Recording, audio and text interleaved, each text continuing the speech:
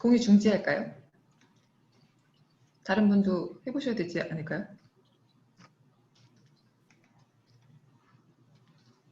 네, 방금 공유 잘 됐죠? 지금 두 번째 발표해 주실 우리 함종영 박사과정생. 예, 네네.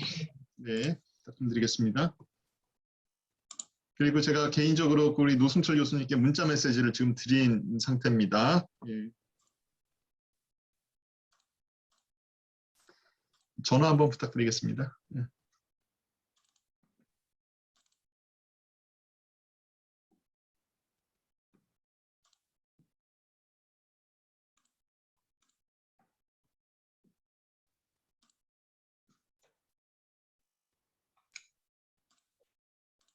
네, 교수님. 예.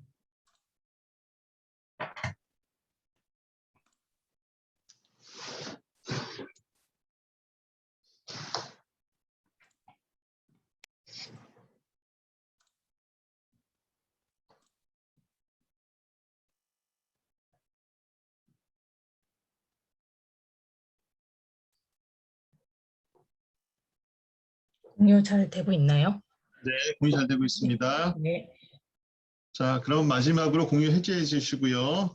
네. 베이지안 추세 반복 매매 모형을 활용한 서울 오피스 가격 지수 개발에 관한 연구 송영선 박사과정생, 예, 공유 부탁드리겠습니다.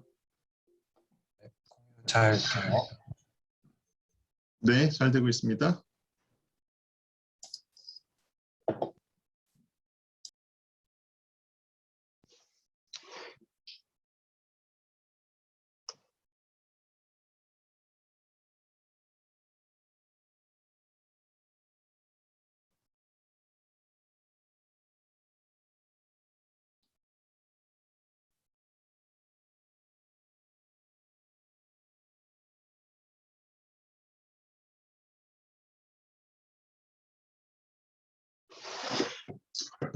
자, 먼저 우리 이 노승철 교수님께 여쭙겠습니다. 어떻게 각각의 논문의 발표가 끝나고 토론을 해주시겠습니까? 아니면은 세 편의 논문을 연속적으로 다 들으시고 나서 개별로 모아서 한꺼번에 토론을 하시는 게 어느 게 편하시겠습니까? 그냥 한 번에 모아서 하시는 게 나을 것 같습니다. 그러면 예, 부정의 알겠습니다. 내용도 있고 해서요. 예, 같이 하는 게 좋을 것 같습니다. 알겠습니다. 자, 그러면 간단하게 안내 드리겠습니다. 오늘 저희 세션은 주택시장과 오피스 시장, 그리고 시간은 저희에게 주어진 시간이 2시 30분부터 4시까지 저희가 발표 예정입니다. 그래서 제 생각은 각각 15분씩 발표를 하시고 대략 한 15분 정도 발표를 하시고 그리고 나서 각 논문에 대해서 한 5분 정도씩 토론을 해주시고 그리고 종합 토론으로 10분 정도 진행을 하면 어떨까 생각합니다. 그래서 발표 시간은 대략 15분 플러스 마이너스를 좀 지켜주시기 바랍니다. 자, 그럼 먼저 첫 번째 논문, 먼저 우리 그 토론을 맡아주실 우리 한신대 노승철 교수님 오늘 귀한 시간 내주셨고 그리고 세 편의 논문을 다 토론을 맡아주셨습니다. 네, 먼저 노승철 교수님 인사드리겠습니다. 네, 반갑습니다. 예, 반갑습니다. 한신대학교 노승철입니다. 오늘 한국부동산 분석학회 학술대회 토론으로 불러주셔서 감사드리고요. 제 세 편의 논문의 얼마나 발전적인 방향에 대해서 최대한 제가 아는 것만큼 해서 조금 더 발전시킬 수 있도록 많이 노력하겠습니다. 예, 감사합니다. 네, 그리고 오늘 제가 이번 세션에 원활한 진행을 위해서 좌장을 맡게 된 한양대학교 진창하 교수입니다. 반갑습니다. 그리고 우리 발표자님들도 계시지만 오늘 지도 교수님으로서 우리 유선정 교수님도 함께 자리하고 계시네요. 교수님 안녕하세요. 네.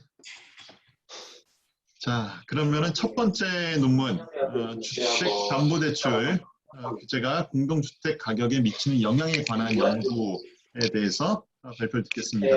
혹시 발표 중에 우리 그 발표자를 제외한 나머지 분들 같은 경우에는 좀 그 음소거를 좀 해주시겠습니까? 네, 감사합니다. 자, 그러면은 순서를 우리 이주희 박사과정 생에게 넘기도록 하겠습니다. 발표 부탁드리겠습니다. 네, 안녕하세요. 잘 들리시나요? 네, 잘 들립니다. 네네. 이번에 그 학회 발표를 하게 돼서 영광이고요. 또 이렇게 좋으신 분들께서 좀 조언을 해주신다고 생각하니까 오늘 많이 배우고 또 보완해서 조금 더 훌륭한 연구가 되도록 노력하겠습니다. 그러면 시간상 바로 발표를 시작하겠습니다.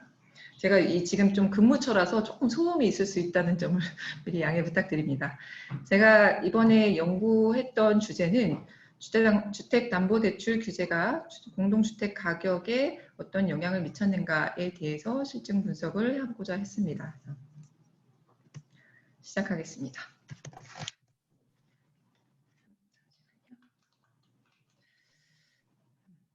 목차는 일단 연구의 배경 및 목적, 연구의 범위 및 방법 그렇게 서론에서 살펴보고요. 이론적 배경으로는 주택담보대출 규제의 변화를 간략하게 정리해서 말씀을 드리고 선행연구 검토 후 분석의 방법으로 어떤 대상으로 분석을 했는지 범위 및 변수 설정 그리고 분석 모형으로 썼던 이중차분법에 대해서 간략히 정리해봤습니다. 그래서 실제 실증 분석 결과는 기초 통계량에 대해서 말씀드리고 이중차분 분석의 전제가 되어야 된다고 보는 평행 추세 검정을 했고요. 그리고 최종적으로는 행렬식과 회계 분석에 의한 이중차분 분석 결과를 말씀드리고 결론적으로는 시사점과 제 연구의 한계에 대해서 정리해서 말씀드리겠습니다. 혹시 조금 말이 빠르면은 좀 말씀해 주세요. 이번에 연구를 제가 하게 된 배경은 지금 현재 정부가 지속적으로 주택시장 안정화 정책을 발표하고 있는데 특히 2019년 12월 16일에 발표한 주택시장 안정화 대책에 보시면 굉장히 강한 그 주택담보대출 규제를 발표를 했습니다. 그리고 그것이 지금까지 1년이 넘게 유지가 되고 있는 상황에서 중간에 뭐 선거도 있고 뭐 여러 가지 과정에서 뭐 대출 규제가 너무 심하다 아니면은 그보다도 더 강화돼야 된다 뭐 이런 식으로 굉장히 상반된 어떤 의견들이 서로 나타나는 것을 보고 그렇게 이 정책을 논란이 있는 이 정책을 앞으로 계속 가져가야 하는지 아니면 조금 완화해야 되는 건지 이런 것에 대해서 정책 방향을 정하는 데 앞서서 그럼 정말 이 논란이 되는 이 정책이 과연 효과가 있긴 있었던 건지 그에 대한 확인이 좀 필요하지 않을까라는 생각에서 이제 시작을 하게 되었습니다. 그래서 본 연구의 목적은 그 주택담보대출 규제의 대상과 그 규제에서 벗어난 제외 대상의 실제 실거래가 변동 추이를 한번 먼저 확인을 해보고요. 그리고 이중차분법에 의해서 이 처리집단이라고 하는 규제의 대상과 통제집단으로 선정한 규제가 그 강화되지 않은 기존 규제를 유지받았던 그 대상에 대해서 두 집단 간 이중차분에 의해서 비교를 하는데 이 정책이 효과가 있는지 그리고 그 효과의 지속 기간이 어느 정도 되는지를 확인하기 위해서 단기와 장기로 나눠서 이중차분 분석을 해봤습니다. 근데 사실 장기라고 해서 더 긴 기간을 볼 수는 없었던 상황이고요. 2019년부터 지금까지 1년이 이제 좀 1년이 조금 넘었기 때문에 그래서 단기, 장기를 6개월 단위로 상반기, 하반기 이렇게 나누어서 한번 살펴봄으로써 이 정책 효과가 과연 있는지 그리고 1년간 지속은 됐는지 그것을 확인해 보려고 했고요. 그래서 향후에 이런 대출 규제를 조금 더 강화해야 되는지 아니면 좀 완화해야 될 필요가 있는지 등등에 대한 정책 방향 설정에 조금 활용이 될 수 있다면 좋겠다고 생각하고 연구를 시작하였습니다.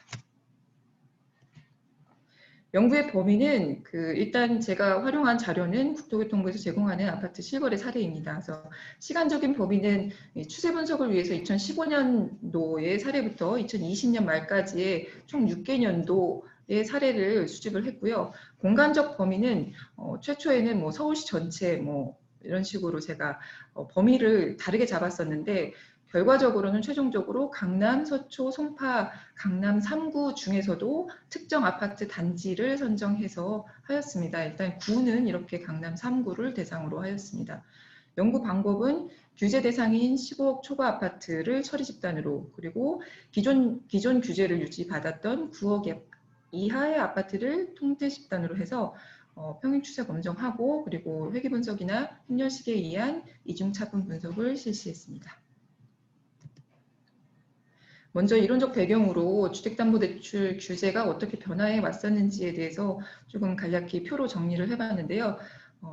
주택담보대출 규제, 이런 대출 규제를 둔다는 것 자체는 목적이 사실 대표적으로는 이제 금융기관의 부실화를 막기 위한 목적도 있고, 그리고 이 돈을 빌리는 그 서민들, 국민들의 어떤 가계 안정, 그리고 이 국민들이 과도한 대출 원리금 상환 부담으로 인해서 전반적인 경기에 미치는 영향, 그런 것들을 다 관리하기 위한 사실 그런 여러 가지 목적에 의해서 주택담보대출 규제가 활용이 되어 왔었던 것 같습니다. 그래서 그 수단으로는 LTV, DTI, DSR이라고 통상 대표적인 수단으로 이 비율을 높이느냐 낮추느냐 하는 방식으로 지금까지 되어 왔고요.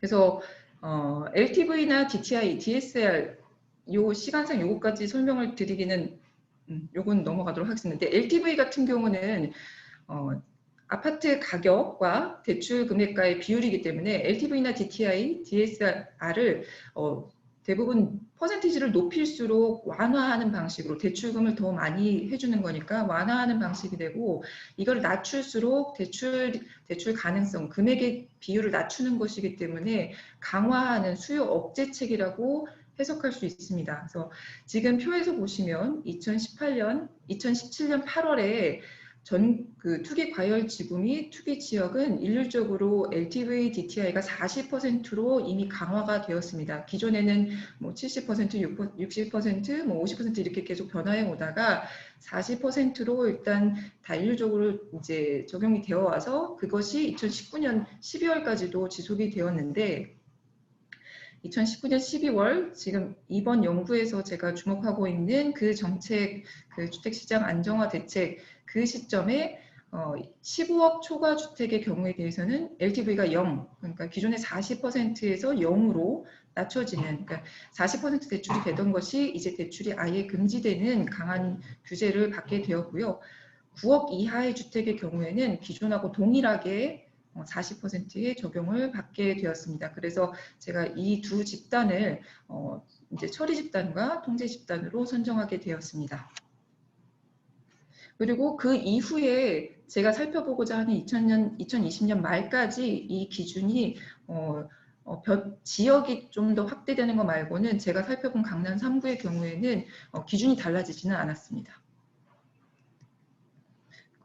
선행연구는 제가 일단은 주택담보대출 규제의 효과 쪽으로 살펴본 선행연구와 이중차분 분석을 한 선행연구를 둘 다 살펴봤는데요. 그 이중차분 분석에 대한 선행연구는 여기에는 담지 않았고요. 그래서 기존에 저와 같이 주택담보대출 규제에 관한 효과를 중심으로 살펴본 선행연구를 요약했을 때 이렇게 네 분의 연구가 대체로 제가 참고를 했습니다. 그래서 가장 최근에 그 통계청의 통계플러스에서 발표한 최은영 외에 분이 하신 연구 결과는 주택담보대출 규제로 특정하지는 않았지만 수요 억제 정책의 효과에 대해서 다중회계 분석을 하셨는데요. 그 독립변수로 거시경제 지표하고 이런 수요 억제 정책을 더미 변수화해서 다중회계 분석을 하셨습니다. 근데 결과적으로는 거시경제 지표는 주택 매매 가격, 실거래가에 유효하게 영향을 미치지만 수요 축소 정책은 크게 영향을 미치지 않는 것으로 보인다라고 이렇게 분석하셨더라고요. 그리고 김상엽 외고는 지금 그 시간이 한 8분 정도 경과하였고요. 네네. 그 핵심 부분만 이렇게 설명을 알겠습니다. 하셔도 무방할 것 같습니다. 네, 선행연구는 이렇게 표로 제가 정리를 하고, 결과적으로는 대부분 선행연구에서 나오는 것이 이런 수요 억제 정책 내지는 주택 대출 규제가 크게 효과가 없다라는 식의 이제 결론이 많았고요. 그리고 단기에만 대체로 있다가 장기에는 좀 약해진다라는 결과가 있어서, 그래서 그거에 착안해서 제가 조금 더 그쪽 주안을 두고 차별점을 두기 위해서 분석을 했습니다. 분석 범위는 제가 이제 처리 집단과 통제 집단을 아까 강남 3구 내에 아파트 단지를 특정 아파트 단지를 선정했다고 말씀드렸는데요. 왜냐하면 이게 정책의 대상이 KB 시세 15억 초과 또는 9억 이하라는 식으로 특정이 되기 때문에 이게 전국이나 서울시 전체를 할 수 없이 일일이 제가 KB 시세를 그 단지별로 확인해서 단지를 선정했고, 가능하면 지역적으로나 주변 환경이 유사한 집단을 하기 위해서 이제 일일이 아파트 단지를 선정했습니다. 그래서 총 121개 단지가 선정이 됐고, 2개 단지가 처리 집단, 통제 집단 그 평형에 따라서 둘 다 선택되는 단지가 있어서 양쪽은 이렇게 됩니다. 총 6년간인데 6년간 29,800건의 실거래를 분석했습니다. 변수로는 종속 변수는 아파트의 실거래가를 전용 면적, 전유 면적이라고 하는 면적으로 나눈 값을 자연 로그를 취한 값이고요. 그리고 변수로는 그 독립 변수로 지금 정책 변수와 그리고 시간, 정책 전후 시간 변수, 그리고 그 정책의 효과에 관한 그 교황인 타임 트립 변수 외로 제가 이제 통제 변수로 전용 면적, 층, 그리고 경관 연수 이렇게 분석을 했었는데, 하반기 모형의 경우 토지거래 허가제가 발표가 되면서 일부 단지가 여기에 해당이 되는 경우가 생겨서 이로 인한 효과가 여기에 포함이 되면 안 될 것 같아서 하반기의 경우 토지거래 허가 대상 여부의 변수를 추가해서 한번 다시 해봤습니다. 그 이중차분 모형에 대한 설명은 이렇게 표로 정리했는데, 그거는 제가 생략을 하도록 하겠습니다. 기초 통계량을 살펴보면 제가 그 상반기 모형, 하반기 모형을 살펴봤다고 말씀드렸는데요. 이게 주택 거래나 이런 것에 계절성이 있기 때문에 2020년 상반기와 2019년 상반기의 실거래 가격을 비교를 했고요. 그리고 2020년 하반기와 2019년 하반기의 실거래가를 이렇게 비교하는 방식으로 했습니다. 그래서 기초 통계량에서 보시면 2019년 상반기에 15억 초과 주택, 고가 주택하고 9억 이하의 주택의 단가의 차이는 한 1.86배. 그러니까 고가 주택이 단가도 더 비싸게 나타났는데, 규제 후인 2020년에는 15억 초과 주택과 9억 이하 주택의 단가가 1.62배로 격차가 조금 줄어든 것으로 나타났습니다. 그래서 하반기도 이렇게 비교를 했을 때 똑같이 정책 이전보다 이후에 격차가 더 줄어들었다, 이렇게 분석이 됐습니다. 제가 여기에서 좀 중요하게 생각했던 게 평행 추세 검정이었는데요. 어떤 이중차분법에 의해서 어떤 정책으로 인한 효과가 나타났다 아니다라는 걸 확인하기 위해서는 그 이전의 두 집단 간의 유사성이 나타나야 되는데 그것을 확인하는 게 사실 쉽진 않았습니다. 그래서 간접적으로 추세를 살펴봄으로써 단가 추이 그리고 거래량 추이 이렇게 살펴봤는데요. 여기에서는 명확하게 조금 안 보이실 수도 있는데 그 단가의 변동률 추이를 비교해 봤을 때 2015년부터 2019년까지 추이를 보면 기울기의 격차가 약간은 있지만 상승과 하락, 그 두 집단 간의 어떤 추이에 대해서는 유사성이 나타납니다. 그런데 우리가 보는 2019년 말 정책 이후에는 두 집단의 그 변화율의 추이가 상반되게 나타나서 이것이 정책 효과로 인한 것일 가능성이 있지 않을까라고 해서 이번 연구를 해야겠다라고 생각했습니다. 이중차분 분석은 행렬식에 의해서도 할 수 있고 회귀 분석에 의해서도 할 수 있는데요. 행렬식에 의해서 했을 때 상반기의 경우 지금 처리 집단 15억 초과 주택이 그 9억 이하 주택에 비해서 상승률이 15.88%포인트 이제 감소한 것으로 나타났고요. 하반기에는 25.78%포인트 낮게 나타났습니다. 그래서 일단은 하반기에 오히려 이 정책의 효과가 더 강하게 나타났다라고 해석할 여지가 있다고 보았습니다. 그래서 이거를 회귀 분석으로 일단은 추가 변수를 넣지 않고 분석을 했을 때 회귀 분석 결과는 이제 유의하게 나타났고요. 그리고 이제 정책의 효과로 볼 수 있는 이 트릿 곱하기 타임의 그 개수값을 보시면 상반기의 경우 마이너스 0.133, 하반기의 경우 마이너스 0.206으로 해서 아까와 마찬가지로 하반기의 경우에 더 높게 나타났습니다. 그 격차가 더 크게 나타났습니다.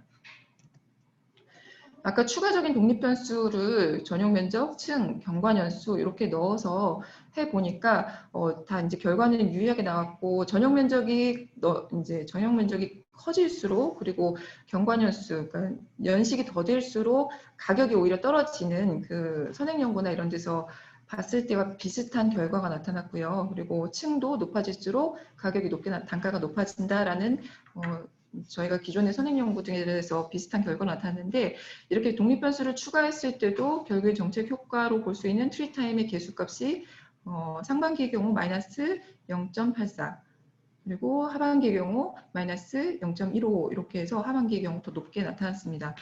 근데 그 하반기 이 모형은 아까 말씀드린 것처럼 이 보통 선행연구에서 이런 정책 효과가 초기에 나타나고 후기 이제 좀 시간이 지나면서 좀 약해진다라는 결과가 대부분 있었는데 이번에 제가 살펴보니까 이제 상반기에 비해서 하반기가 더 훨씬 더 정책 효과가 강하게 나타난 것으로 해석이 돼서 이게 왜 그렇지라고 제가 맨 처음에 생각했던 거와 좀 달라서 이게 왜 그렇지 하고 살펴봤더니 이제 하반기의 경우 토지거래 허가제가 발표가 됐습니다. 그래서 강남 3구의 경우에는 토지거래 허가 대상이 있기 때문에 이런 효과가 들어간 게 아닌가. 그렇다면 그거에 대해서는 확인이 필요하겠다라고 생각이 들어서 이 변수를 추가해서 또 이제 회계 분석을 했는데 그 결과도 유의하게 나타나고 계수값도 상반기나 하반기 1 모형하고 대부분의 변수의 계수값이 비슷하게 나타나서 이제 강건성은 입증이 됐는데 그 토지거래 허가 대상을 추가함에도 불구하고 결과적으로 저희가 보려고 하는 정책 효과인 트리타임의 계수값이 유의하게 부의 값으로 나타나서 이거는 토지거래 허가 대상 때문이 아니라 정말로 이 주택금융 규제 때문에 하반기에 더 강한 정책 효과가 나타났구나라고 저는 일단 이렇게 추정을 했습니다.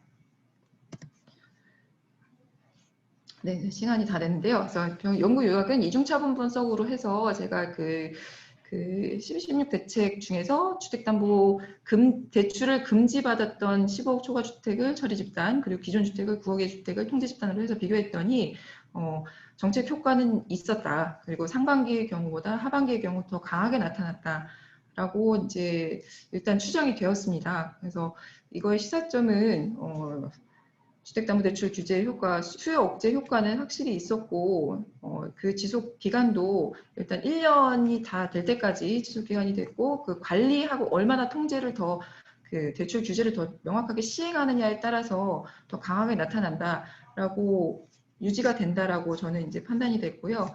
다만 요 시사점에 있어서의 한계는 제가 중간에 9억 이상에서 15억 미만인 주택 그 사이에 있는 사실 보통은 그 사이에도 일부 규제가 9억 초과 부분에 대해서 20% 감소한 부분에 효과가 있었을 텐데 그로 인해서 9억 이하 주택이 상승률이 높게 나타난 통상 말하는 풍선 효과로 인한 그런 기저 효과의 그것으로 해석이 될 가능성이 없진 않다고 봅니다. 그래서 사실 이 가격군을 다 세분화해서 각각이 완전히 단절이 되는 것이 아니기 때문에 수요군이 그래서 이들 상호 효과나 그런 우리 15억 초과 주택, 고가 주택에 대한 규제가 그 밑에 다른 그 가격군의 주택의 가격에 어떻게 영향을 미치는지에 대해서 조금 더 추가적인 연구가 필요하겠다라고 이번에 생각이 들어서 이제 지속적으로 그쪽으로 더 연구를 해보고자 합니다. 네, 이상입니다. 네, 아주 시간을 정확하게 잘 지켜주셨습니다. 우리 노승철 교수님께서 토론은 세 분의 발표가 다 끝나고 종합적으로 해주시도록 하겠습니다. 자, 그럼 오늘 두 번째 발표를 해주신 우리 함종영 건국대학교 부동산학과 박사과정 그리고 함께 공저로 지도 교수님이신 손지현 교수님 그리고 한국개발연구원 전임연구원을 근무하는 황세진 박사님이시죠. 연구원님의 논문을 듣도록 하겠습니다. 네, 발표해 주시기 바랍니다. 안녕하세요. 건국대학교 부동산학과 박사과정 함종영입니다. 제가 발표할 주제는 동태 요인 모형을 이용한 주택가격 변동 요인 분석입니다. 그럼 발표를 시작하도록 하겠습니다. 목차 구성은 다음과 같고요. 연구 배경 목적입니다. 주택가격 변화는 국내외 경기 상황과 금리, 물가, 공급 등 수많은 요인이 복합적으로 작용하여 나타나는 결과로 볼 수 있는데요. 최근 주택시장에 영향을 미치는 요인이 복잡 다양해지면서 주택가격의 변동 요인을 파악하기 위해 고려해야 될 거시경제 요인 또한 점차 많아지고 있습니다. 전통적으로 바 모형은 주택가격의 변동 요인을 설명하거나 예측하는 데 유용하게 활용되는 방법인데요. 자유도 손실이나 과적한 문제로 많은 변수를 활용하는 데 제약이 따르는 단점이 있습니다. 이와 같은 문제를 해결하기 위해서 동태 요인 모형을 활용한 연구를 주목할 필요가 있습니다. 동태 요인 모형은 다수의 변수가 내포하는 공통 정보를 소수의 요인으로 축약해서 이들 요인 간의 영향력을 분석하거나 예측하는 데 활용되는 방법으로 최근 거시경제 분석에 많이 활용되고 있습니다. 따라서 본 연구는 주택가격에 직간접적으로 영향을 미치는 다양한 변수를 활용해서 공통 요인을 추출하고 동태 요인 모형을 추정한 후 각 요인별 파급 효과를 분석하고자 합니다.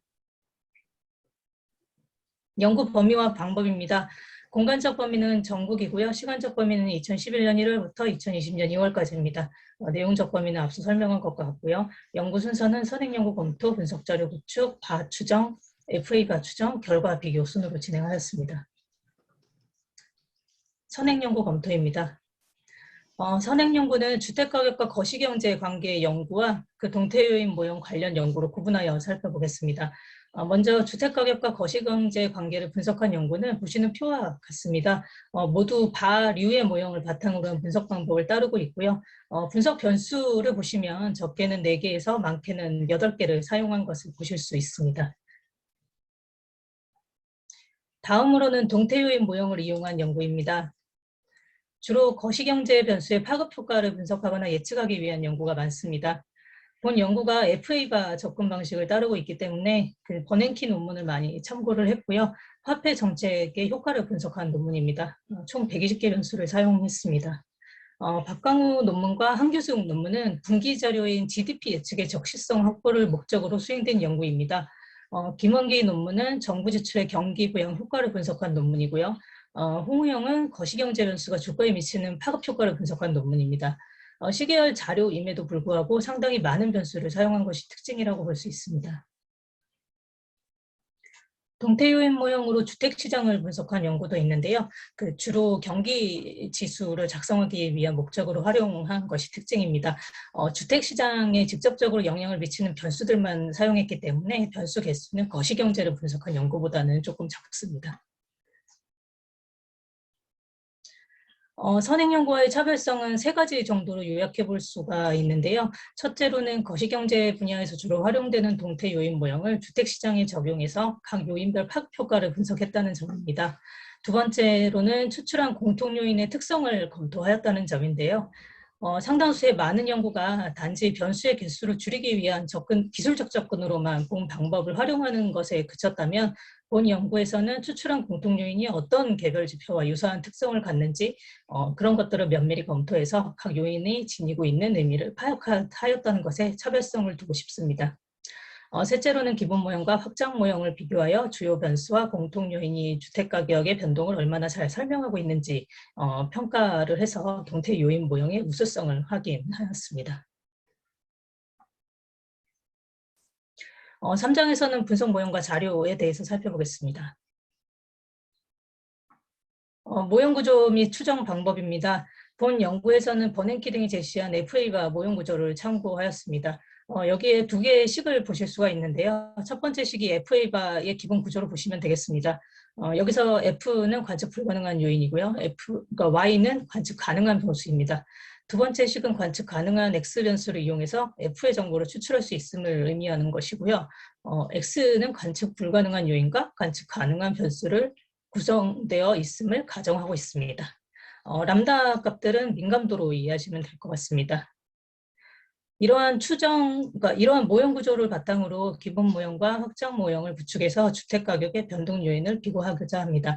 여기서 말하는 기본 모형은 주요 변수를 선정해서 바로 추정한 모형을 말하는 것이고요. 확장 모형은 기본 모형에 공통 요인을 추가로 넣어서 추정한 FA바 모형을 의미합니다. 분석 자료 보시겠습니다. 변수는 디파스켈리 위튼의 사사분면 모형하고 선행 연구를 고려해서 선정을 했고요. 분석 기간은 주택 착공 실적의 구축 시점이 2011년 1월부터 구축이 되어 있어서 2011년 1월부터 2021년 2월까지로 설정했고요. 주택 변수는 주택 매매 가격 지수를 포함해서 총 38개의 변수를 사용하였습니다. 거시경제를 분석한 선행 연구에 비하면 상대적으로 적은 수준이긴 한데요. 우리나라 경제 규모와 주택 시장 관련 연구인 것을 감안하면 적정한 수준으로 판단이 됩니다. 공통 요인을 잘 반영하고 있을 경우에 40여 개가 적정하다는 선행 연구도 있었습니다.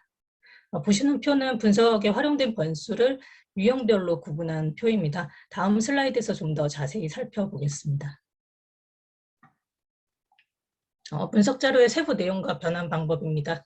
0번부터 8번까지는 주택시장 관련 변수고요. 9번부터 20번까지는 거시경제 중에서 경기와 관련된 변수로 구성되어 있습니다. 모든 자료는 적절한 방법을 활용해서 정상 시계열로 변환해서 사용했고요. 단위군 검정은 ADF와 PP 방법으로 확인했습니다. 계절 조정으로 자료로 제공되는 자료는 그대로 사용했고요. 원계열 자료만 제공하고 있지만 계절 조정이 필요하다고 판단되는 자료는 직접 조정해서 사용했습니다. 다음 표는 금리 관련 변수, 물가, 유동성, 주가, 환율, 경제, 심리 순으로 구성되어 있습니다. 금리는 시장금리, 정책금리, 대출금리를 다양하게 구성하였습니다. 분석 결과 살펴보도록 하겠습니다. 먼저 기본 모형인데요. 기본 모형은 주택가격에 직접적으로 영향을 미치는 변수들을 선정해서 추정을 했고요. 기본 모형 추정에 앞서서 변수 선정과 투입 순서를 결정하는 방법으로 그랜저 인과관계 검정 방법을 사용했습니다. 아래 그 인과관계 표 보시면 3개의 변수가 모두 주택가격에 영향을 주는 변수로 확인이 됐고요. 검정 결과를 종합적으로 판단해서 주택담보대출금리, 경기동행, 미분양 주택수, 주택가격 순으로 투입 순서를 결정하였습니다. 여기서 주택담보대출금리는 잔액 기준의 금리입니다. 기본 모형의 적정 시차는 SC와 HQ 정보 기준이 최소가 되는 1차로 추정했고요. 추정 결과는 오른쪽 표에 제시되어 있습니다. 본 연구에서는 주택가격의 추정 결과만을 제시했고요.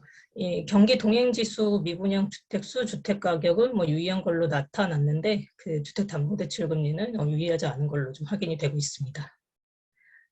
다음으로는 충격반응 함수 분석 결과입니다. 첫 번째 그래프가 충격반응 함수고 두 번째 그래프는 누적 충격반응을 의미합니다.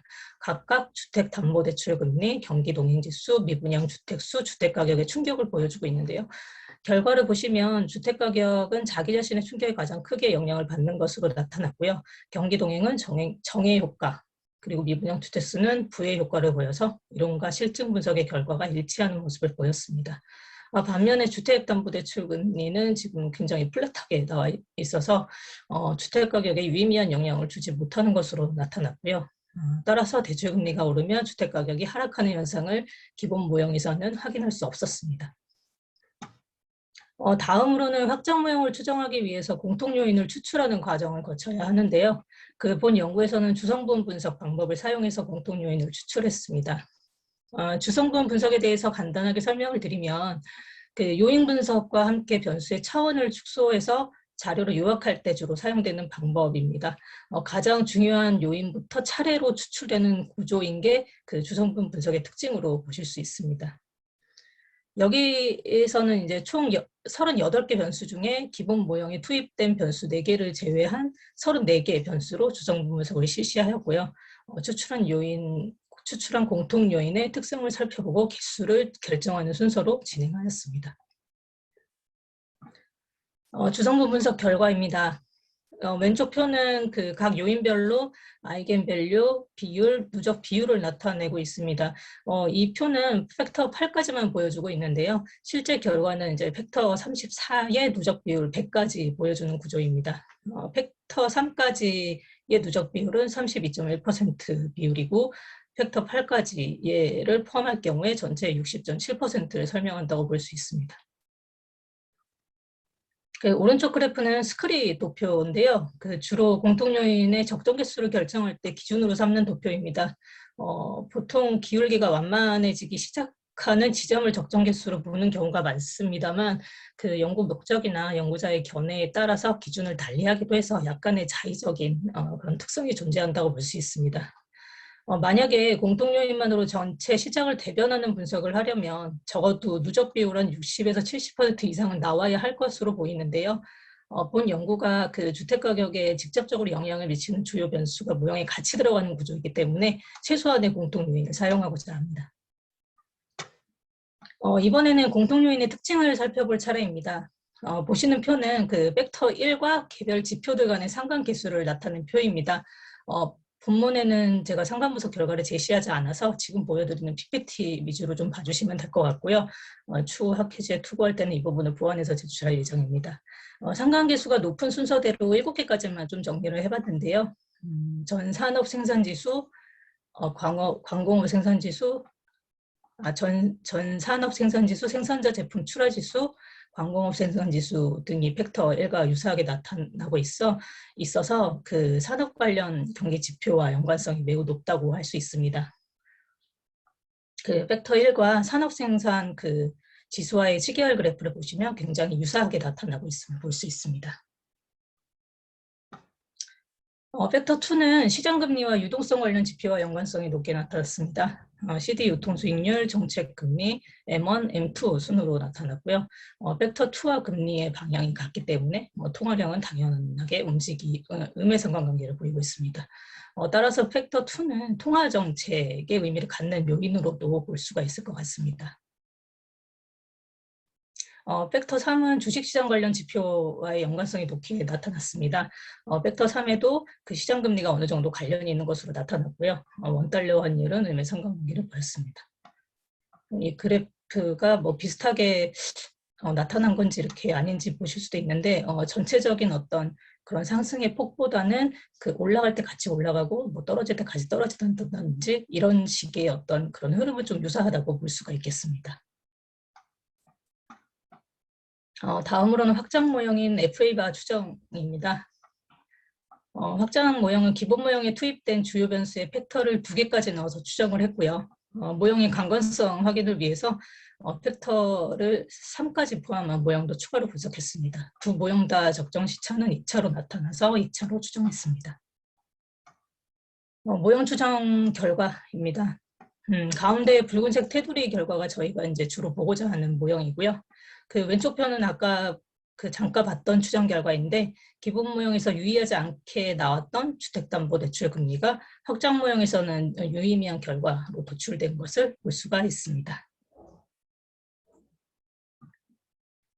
전체적으로 확장 모형의 추정 결과는 비교적 양호하게 좀 나타난 것으로 판단이 되고요. 확장 모형 2의 경우에도 그 뭐 추정 결과는 좀 나쁘지 않아서 모형의 강건성은 양호한 것으로 판단이 됩니다. 기본 모형하고 확장 모형의 충격 반응 함수 결과를 비교한 겁니다. 대체로 경기동행지수, 미분양 주택수, 주택가격의 효과는 그 확장 모형하고 기본 모형이 좀 유사한 패턴을 보이고 있었고요. 주택담보대출 금리의 경우에는 FA바가 이제 처음에는 정의 효과를 보였지만 6, 7개월 후에 부의 효과로 전환돼서 플랫하게 나왔던 기본 모형에 비해서 이제 확장 모형이 조금 더 주택담보대출 금리의 효과를 더 잘 반영하고 있는 것이 아닌가 하는 그런 생각입니다. 이제 지금 요 그래프 2개가 지금 공통 요인의 그 효과입니다. 일단 이제 경기 지표와 관련이 높은 팩터 1은 정의 효과를 보인 후에 4개월 후부터 효과가 이제 급격하게 감소하는 모습을 보였고요. 그 시장금리 관련 비중이 높은 팩터 2는 그 다른 변수에 비해서 상대적으로 긴 지속 효과를 보이고 있는 것으로 나타났습니다. 그 앞에 결과를 다시 정리해 보면 그 주택담보대출금리는 단기적으로 정의 충격을 보였지만 그 6, 7개월 후부터 마이너스 방향으로 전환돼서 장기적으로 대출금리가 오르면 주택가격이 하락하는 현상을 확장 모형에서는 어느 정도 설명을 하고 있는 것으로 확인이 되었습니다. 공통 요인의 경우에는 팩터 1보다 팩터 2의 충격 효과가 더 크게 나타났고 지속 기간 또한 길게 나타났고요. 따라서 종합해보면 주택가격은 대출금리보다 시장금리에 더 강한 충격을 받는 것으로 그 본 모형에서는 해석할 수가 있을 것 같습니다. 이 아래 그래프는 누적 충격 반응 그래프입니다. 마지막 결론 부분입니다. 좀 전에 설명드린 내용이어서 간단하게 살펴보면 주택가격은 자기 자신 그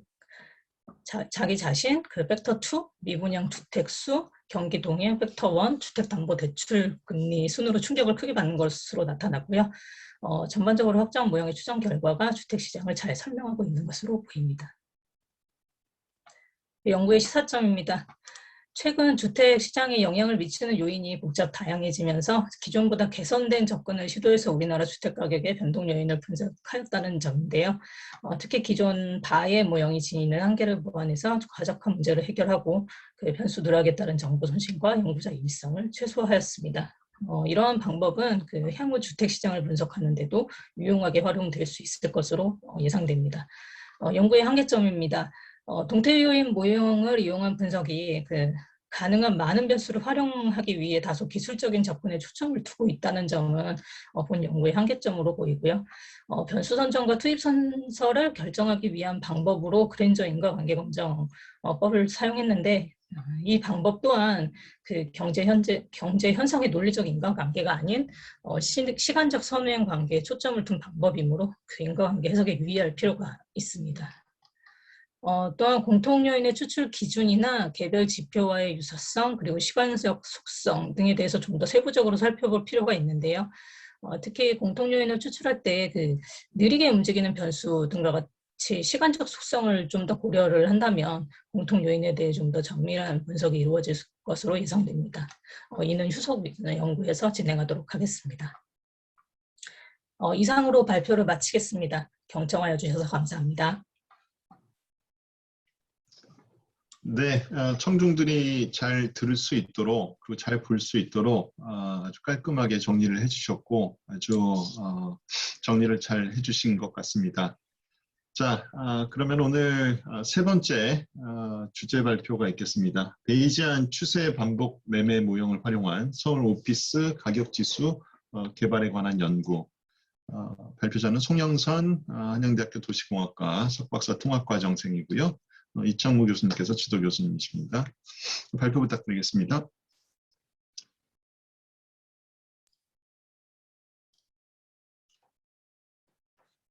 네, 안녕하세요. 한양대학교에서 이창무 교수님 지도를 받고 있는 석박통합과정 송영선입니다. 저는 베이지안 추세 모형을 활용한 서울시 오피스 매매 가격 지수 개발에 관해서 연구를 진행했습니다. 그래서 시간이 그렇게 많지 않은 관계로 중요한 내용을 중심으로 좀 빠르게 진행을 해보겠습니다.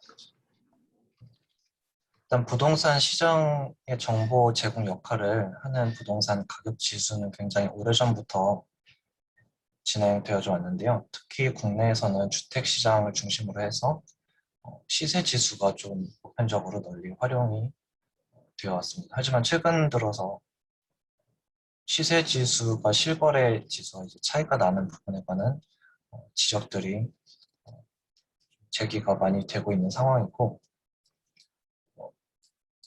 안정적인 실거래 가격 지수에 대한 요구가 좀 증가를 하고 있는데, 사실 실거래 가격 지수 같은 경우 일반적으로 활용하는 반복매매 모형을 이용할 경우에 자료 이용의 비효율성이나 표본 선택의 편의 등과 같은 문제점을 가지고 있고, 특히 관측되는 거래 정보가 굉장히 적은 경우에는 그러한 문제가 증폭되는 한계가 있습니다.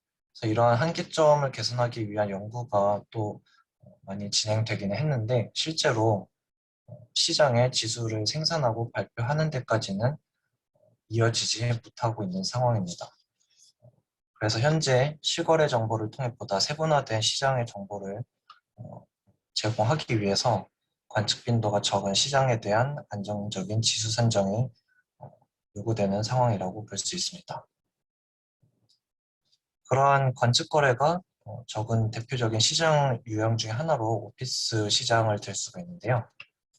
최근 이제 국내 부동산 간접 투자 시장이 꾸준히 성장을 하면서 지속적인 성장을 위해 부동산 시장에 대한 풍부한 정보 공개를 통한 투명성의 확보가 요구되는 상황입니다. 이러한 측면에서 저는 오피스 시장에 대해서 실거래 가격 지수를, 안정적인 실거래 가격 지수를 산정하는 연구를 진행을 하게 되었습니다. 다음 이론 및 선행 연구 두 차례인데, 실거래 가격 지수에 관해서는 크게 이제 헤도닉 모형과 반복매매 모형 두 축을 바탕으로 해서 오래전부터 국내외에서 다양한 연구들이 진행되어져 왔고, 이 거래 빈도가 적은 시장에 대해서는 시계열 모형을 도입한다거나 아니면 분위회기 모형을 이용하기도 하고, 또 과거에 이제 RCA, Moody's Real CPPI 생산에 이용되었던 2단계 추정법, 그리고 현재도 이제 S&P 케이스-실러 홈프라이스 인덱스에 이용되고 있는 자료 중첩 방식을 활용한 국내 연구가 진행이 되었습니다. 저는 최종적으로는 베이지안 접근법을 활용을 하려고 하는데요. 기존의 OLS를 통해서 회귀계수를 추정하게 될 경우 데이터에만 잘 맞는 그런 과적합의 문제가 발생할 수 있지만, 베이지안 접근법에는 그러한 오버피팅의 문제를 개선할 수 있고, 또 다양한 형태의 모형을 적용할 수 있다는 그런 장점이 있습니다. 그래서 국내에서는 우남교 권범준의 2016년 연구에서 P-스플라인을 이용한 주모수적 접근 방법을 활용해서 계층적 베이지안 모형을 통해 집가지수를 이용한 주택 매매 가격 지수를 추정을 했고, 차승호의 2019년 석사학위 논문에서는 프랑케 2010년 연구에서 소개된 세 가지 베이지안 추세 모형을 활용해서 토지 실거래 가격 지수를 산정하는 것을 시도를 했습니다. 이렇게 국내에서는 사실 관련된 연구가 그렇게 활발하게 진행되지는 않았는데, 해외에서는 오래전부터 이러한 연구들이 진행이 되어져 왔습니다. 그레츠만의 92년 그리고 프랑케의 2010년 연구에서는 베이지안 추세 반복 매매 모형을 활용해서 데이터 수가 적은 경우에도 우수한 성능을 가지는 지수가 추정되는 것을 확인을 할 수가 있었습니다. 기본적으로는 더미 변수 대신에 랜덤워크 과정을 적용한 이제 구조적 시계열 모형을 활용을 했고, 그 결과 거래 사례가 적은 핀마켓에 대해서도 안정적인 추정값을 얻어낼 수 있었습니다. 그 외에는 이제 헤도닝 모형과 반복 매매 모형의 계층적인 구조를 적용한 연구들도 진행되었고요. 특히 프랑케와 밴더민의 2017 연구에서는 계층 모형을 통해서 세분화된 하위 시장에 대한 신뢰할 수 있는 그런 지수를 산정했고, 데이터가 충분히 많은 시장에 대해서도 25% 정도의 샘플만을 취해서 지수를 산정해서 비교를 하고 충분히 강건성을 확보하는 것을 확인을 할 수가 있었습니다.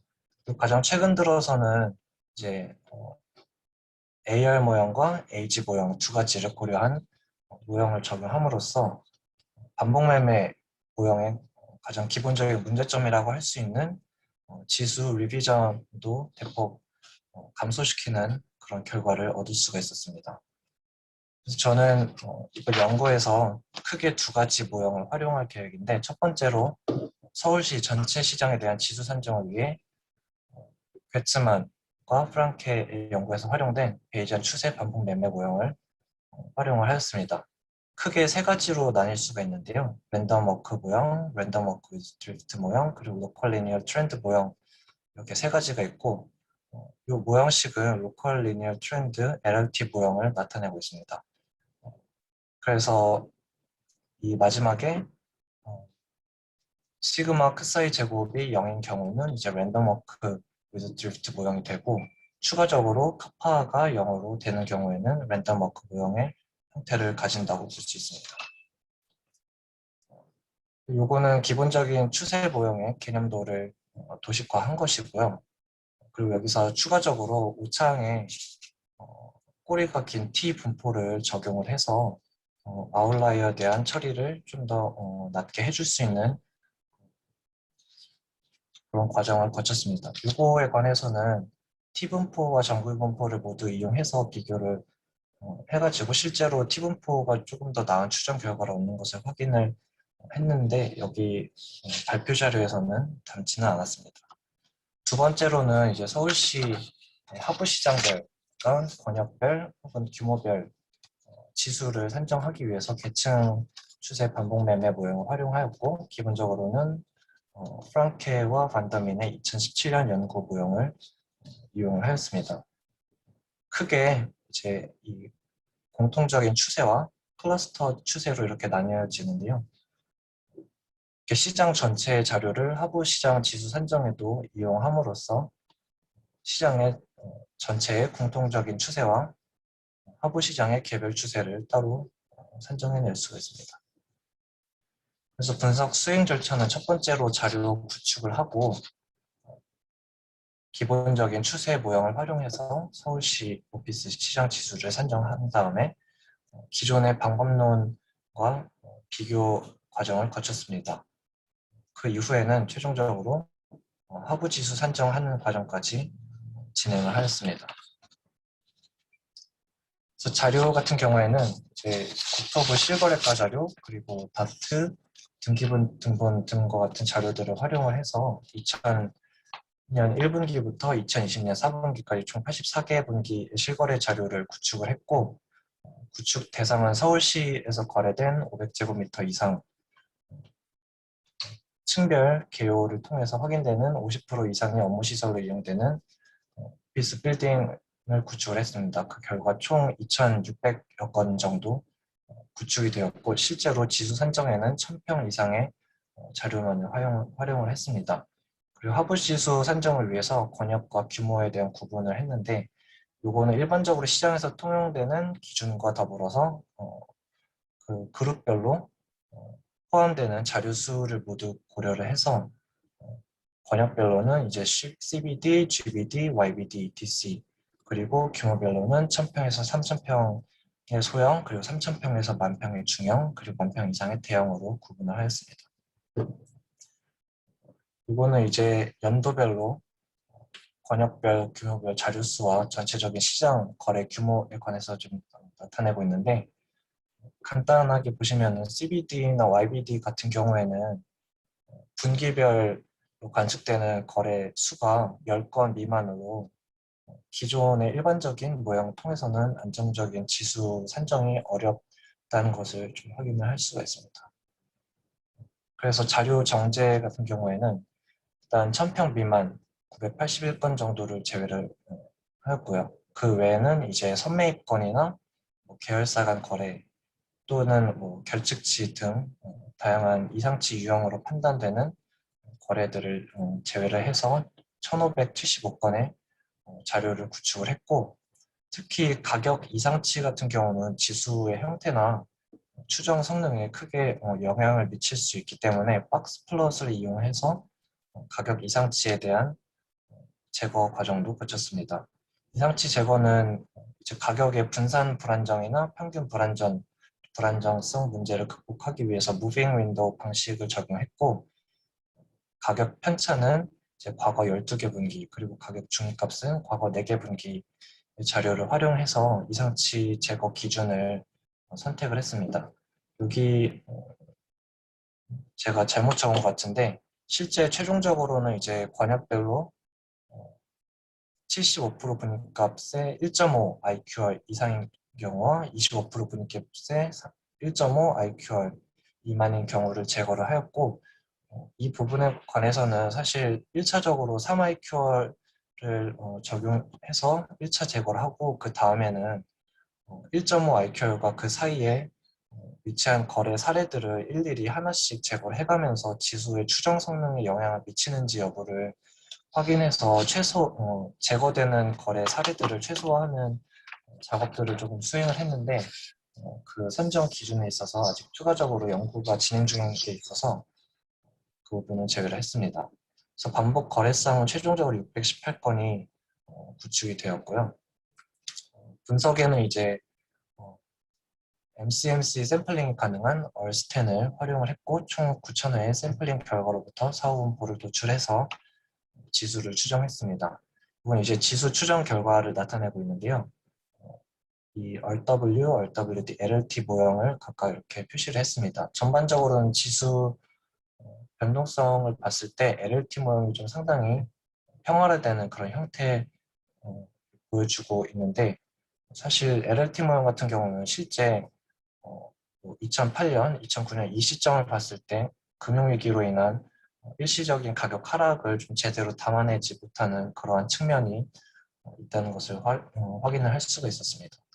그래서 지수 평가 지표로는 세 가지를 이용했는데요. 첫 번째로는 이제 통계적 신뢰도로서 표준 오차의 평균을 활용을 했고, 안정성 지수로서는 처음 시점부터 마지막 시점 사이의 직선거리와 그 지수의 길이 간 비를 통해서 안정성 지표를 추정을 했습니다.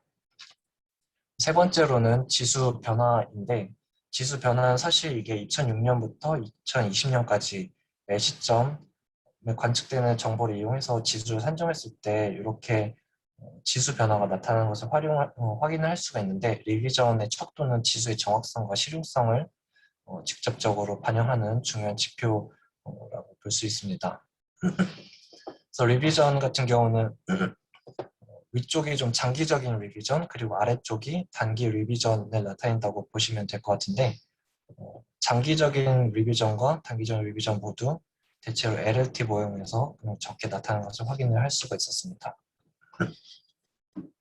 기존 방법론과의 비교에는 동일가중 기하평균의 가장 기본적인 일반 반복 매매 모형, 그리고 이렇게 두 개 분기를 중첩하는 방식의 중첩 모형, 그리고 MIT CRE의 투스테이지 에스티메이션을 활용을 했고요. 그 모형들을 모두 이렇게 담아냈는데, 가장 확연하게 관측되는 것은 일반 반복 매매 모형을 이용할 경우 지수가 상당히 불안정하게 나타나지만, 그 외 나머지 모형을 이용하는 경우에는 어느 정도 안정적인 추이를 나타내는 것을 확인을 할 수가 있습니다. 그래서 앞서 봤었던 세 가지 지표를 통해 봤을 때 전반적으로 모든 측면에서 베이지안 추세 모형이 더 우수한 성능을 가진 것을 확인할 수가 있었고, 특히 리비전 같은 경우에는 모형별로 그 리비전이 나타나는 추세가 조금 다르게 나타나는 것을 확인할 수가 있는데, 이 부분에 대해서는 추가적인 연구가 필요할 것으로 생각되고 있습니다. 그 다음으로는 하부 지수를 산정했는데요. 모형에 관해서 앞에서 설명을 드렸고, 요거는 이제 가운데 백의 검은색 선이 공통 추세를 나타나고, 그 외 나머지가 이제 클러스터 트렌드로 나타냈던 추정 결과라고 보시면 될 것 같습니다. 그 지수 추정 결과는 이렇게 나타난다고 보시면 될 것 같고, 마찬가지로 LLT 모형 같은 경우에는 상당히 평활화돼서 지수의 변동성을 크게 담아내지 못하는 그런 결과를 보이고 있습니다. 이거는 이제 분기별 직전 분기 대비 변동률을 나타내고 있는데, 그러한 형태를 직접적으로 좀 확인을 할 수가 있는 그런 그래프라고 보시면 될 것 같고요.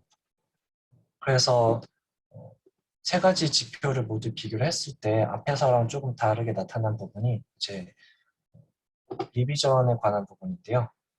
사실 뭐 통계적인 신뢰도나 안정성 측면에서는 모두 LLT 모형을 활용하는 경우 가장 우수한 성능을 지닌 것으로 나타났는데, 이게 잘 보이지 않는데 볼드로 표시한 것이 가장 지표 성능이 우수한 부분을 나타냅니다. 그래서 번역별 이제 규모별 지수 같은 경우는 단기 리비전은 랜덤 워크 위드 드리프트 모형, 그리고 장기 리비전은 LLT 모형을 활용하는 경우에 보다 나은 리비전 성능을 나타낸 것을 확인을 할 수가 있었습니다. 그래서 결과적으로는 이제 서울시 전체 지수나 이제 하부시장 지수에 대해서 베이지안 모형을 활용함으로써 안정적인 지수가 산정이 되는 것을 확인을 할 수가 있었고, 세부적으로는 세 가지 기본 모형을 활용을 했는데, 통계적 신뢰도나 지수 안정성, 그리고 리비전 세 가지 측면을 모두 고려할 때는 랜덤 워크 위드 드리프트 모형을 이용하는 경우에 가장 나은 추정 결과를 얻는 것을 확인을 할 수가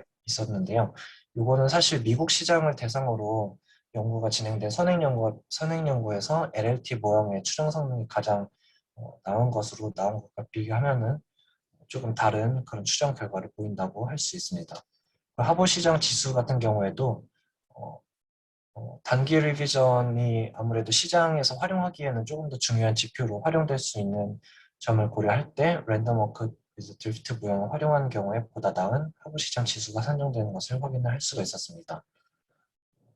그래서 시사점으로는 그간 민간에서 실거래 지수 산정을 위해서 다양한 시도들이 이루어졌는데 사실 불안정성의 문제가 크게 개선되지 못해왔다는 한계가 있었습니다. 그런 측면에서 안정적인 지수 산정을 확인할 수 있어서 의미가 있다고 보고 있고 이러한 결과를 통해 조금 더 보완해 나간다면은 향후에는 안정적인 지수를 통해 가치평가 시 시점 보정을 위한 기초 지수로 활용될 수 있는 가능성을 보여줬다고 볼 수 있습니다.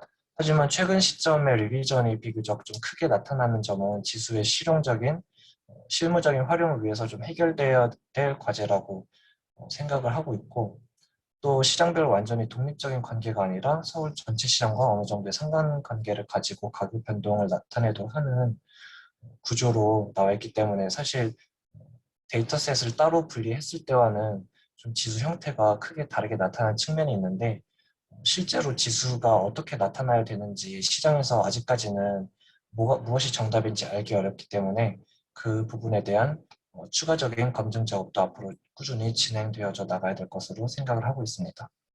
네, 이상으로 발표를 마치겠습니다. 감사합니다. 네, 세 분의 발표를 모두 다 들었고요. 발표 시간을 잘 준수해 주셔서 저희가 아주 유익하게 토론할 시간이 한 30분 정도 남았습니다. 자, 그러면 이 세 편의 논문에 대해서 하시는 노승철 교수님께서 준비하신 발제 자료를 이용해서 발표해 주시겠습니다. 예, 감사합니다. 우선 첫 번째로 드리고 싶은 말씀은 세 편의 연구가 모두 다 굉장히 어느 정도의 완결성을 갖춘 연구로 보여져서 오히려 제가 더 많이 배울 수 있는 기회가 됐고 좋은 기회를 주셔서 감사합니다. 세 연구가 모두 언어 자료 그리고 분석 모형, 기존의 분석 모형들을 개선하는 연구들로 보인다. 그 관점에서 본다면 각자의 연구 목적과 자료에 맞는 모형을 선택을 하셨고 거기에 대해서 통계적인 검증, 강원성에 대한 검증도 충분히 마치신 걸로 보입니다. 그리고 지금 세 편의 연구들이 모두 모형과 데이터에 지금 초점이 두고 있어서 그 부분에 대해서 좀 토론을 좀 해볼까 합니다. 그리고 제가 드리는 각각의 연구에 대한 얘기가 질문일 수도 있고 혹은 저의 그냥 지금 연구를 보면서 들은 아이디어일 수도 있습니다. 그래서 제 얘기가 끝나고 나서 합쳐서 한번 의견을 주시면 좋을 것 같습니다. 우선 주택담보대출 규제가 공동주택 가격에 미친 영향에 관한 연구는 주택담보대출 규제의 주택 안정화 효과라는 표현을 논문에서 계속 봤었습니다. 근데 이제 그 표현이 어떨지 모르겠습니다. 지금 아까 마지막에 한계에서도 지적해 주셨듯이 각각의 가격대의 아파트 분들이 서로 떨어져 있지 않고 다른 곳의 규제가 다른 곳으로 연결이 되는 구조를 갖고 있기 때문에 이 두 개가 과연 비교될 수 있는 집단인가에 대한 고민이 좀 필요해 보이고요. 그 다음에 지금 이중차분법을 사용을 하셨었는데 이중차분법이 많은 정책 효과를 분석하기 위한 모형은 맞습니다만 어느 정도 아까 보여주셨던 평행 검증 특히나 그 가정에 있어서는 아직 검증되지 않은 모형인 거는 확실히 맞는 것 같습니다. 더구나 지금 평행성 검증 자체가 일정한 통계적인 검증 방법 자체가 없고 그래프를 그리고서 눈으로 보는 게 거의 연구자의 판단으로 할 수밖에 없는 상황인데 지금 아까 슬라이드에서는 다른 그래프를 보여주셨는데 저한테 사전해 주신 그래프에서는 주택 가격 변화율 이게 두 개의 그래프가 교차되는 그래프 그림 5 그것만 봐서는 글쎄 두 집단의 시계열 트렌드가 교차되는 시점에서 두 집단을 이중차분법으로 구분할 수 있겠는가라는 생각이 좀 듭니다. 모형 자체에서.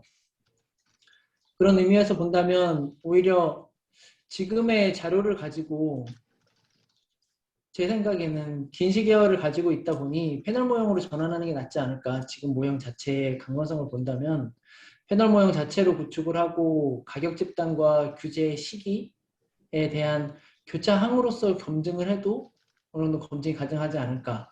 오히려 모형의 확장성에 대해서는 패널 모형이 오히려 낫지 않을까라는 생각이 좀 들었습니다. 지금의 이중자분 모형보다는.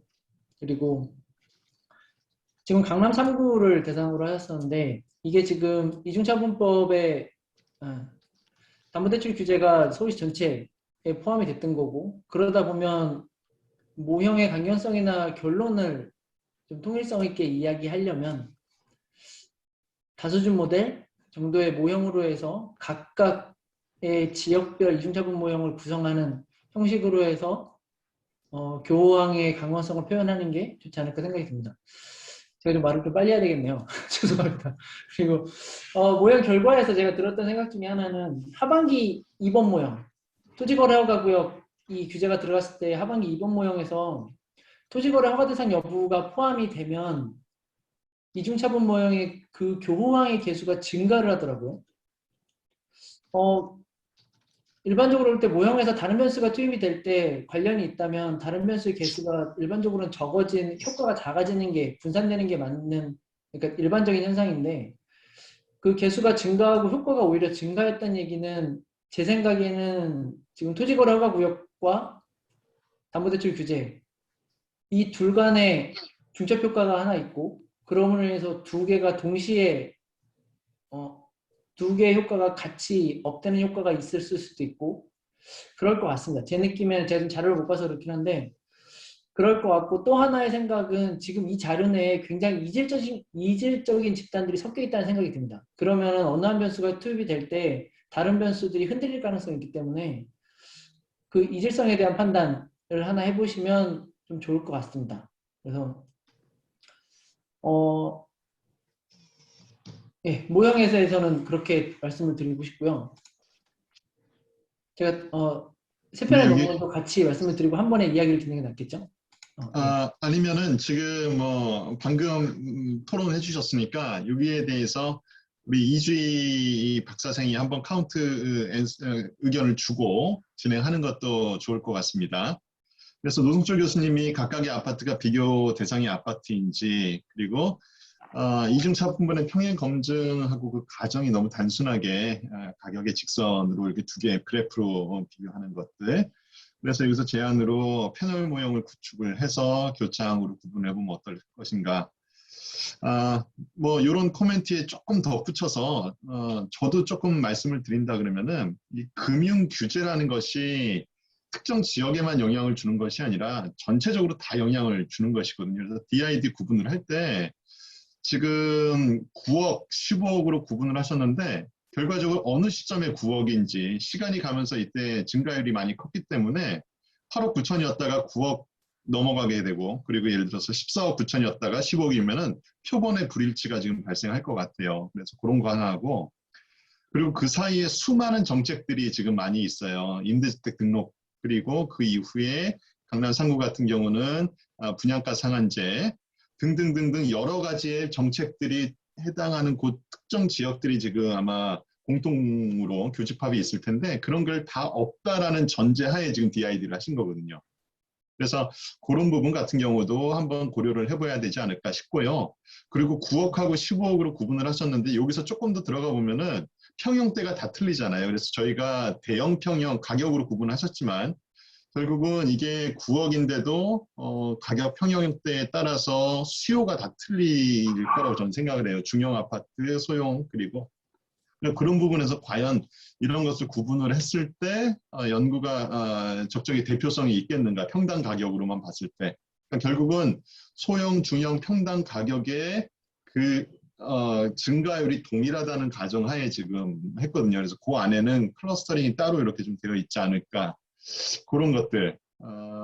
뭐 이런 부분에 대해서 저도 조금 말씀드리고, 마지막으로 말씀드리면은 실거래 가격에 DID로 하게 되면은 정책 효과가 발표되고 바로 나와야 되는데 실거래 같은 경우는 등록까지 60일이 걸리잖아요. 그러면은 60일 안에 레그가 있기 때문에 각각 시점에 따라서 시장에 반영되는 그런 게 조금 틀릴 것 같다는 그런 생각이 들어요. 그래서 그런 부분을 조금 더 이제 남은 기간 동안에 좀 보완하시면 어떨까 해서 노승철 교수님하고 제가 이 코멘트 드린 부분에 대해서 한번 반대로 의견을 주시면 감사하겠습니다. 네, 뭐 말씀해주신 그 부분에 많은 부분은 저도 좀 고민을 했었던 부분이고 그거에 대해서 좀 보완을 하고 싶었는데 아직 제가 조금 역량이 부족한 부분도 있었고요. 그리고 아까 뭐 패널 분석이나 패널 모형 말씀해주신 거 제가 한번 꼭 해봐야겠다는 생각이 들고 조금 보완이 많이 필요한 것 같습니다. 그래서 과정 자체가 이거에 대해서 확인을 해보고 싶었지만 사실 좀 찜찜한 부분, 뭐 여러 가지 뭐 정책이라든지 뭐 여러 명쾌하지 않은 부분이 확실히 있긴 있었어요. 그래서 물론 이제 그 부분에 있어서 조금 더 보완을 해봐야겠다라고 해서 오늘 의견 주신 거는 제가 잘 메모를 하고 녹음해서 좀 보완하도록 하겠습니다. 감사합니다.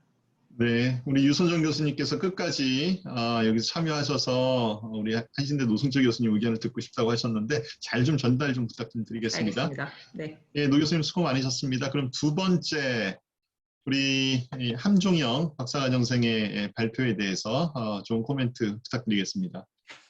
예, 감사합니다. 예, 두 번째 논문에 의의로 삼으신 게 동태 요인 모형을 사용한 거를 잡으셨고, 거기서 공통 요인과 개별 요인의 분리를 앞으로 그러니까 연구의 차별성으로 주셨어요. 근데 거기에서 본다면 지금 아까 말씀해 주셨던 표현으로 치면 확장 모형, FA-바 모형, FA-바 모형으로 본다면 공통 요인을 차원을 축소하고, 그럼으로 인해서 기존에 있었던 변수의 누락을 방지하고 정보의 손실을 막았다. 그걸 이제 의의로 주셨었는데, 네, 충분히 굉장히 공감도 가는 부분이고, 그 차원 축소라는 부분이 수많은 변수들을 고려할 때 효율적인 방법인 부분은 굉장히 많은 것 같습니다. 그럼에도 불구하고 차원 축소에서의 가장 큰 단점은 어쩔 수 없이 일정 정도의 정보의 누락이 있을 수밖에 없다는 부분이겠죠. 근데 그 부분에 대해서 말씀을 좀 해보고 싶은데, 이야기도 좀 듣고 싶고, 주성문 분석에서 아까 분명히 팩터를 고를 때 2개, 3개, 4개, 8개까지 보여주셨었고, 지금 모형에는 2개만 들어갔고, 근데 거기에서 나오는 설명력이 다소 낮은 것으로 보이긴 합니다. 그렇죠? 스크리도표에서도 보면은 일반적인 스크리도표의 해석으로 보면은 5개 내지 6개 정도를 일반적으로 선택하는 숫자인 것 같은데, 그거보다 줄여서 선택한 이유도 좀 듣고 싶고요. 그 다음에 지금 8개까지 팩터를 다 모아도 전체 설명력이 60% 정도까지밖에 올라오지 못해요. 결국에는 그냥 단순 계산을 하면 40%의 정보를 손실했다는 얘기인데, 8개의 요인을 합쳐도.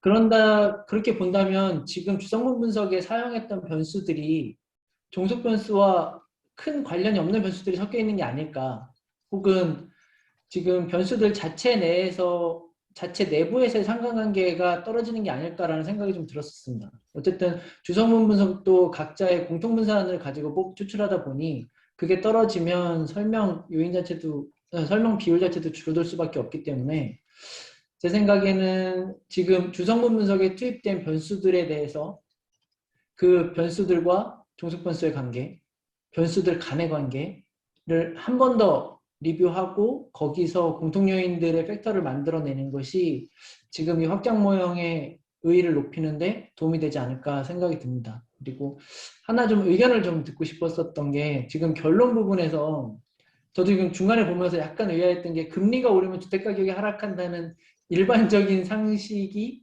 확인이 되지 않았다라는 표현이 결론에 있었어요. 네. 그러면서 그런 이론적인 상황을 지금 우리 분석에서는 확인할 수 없었다.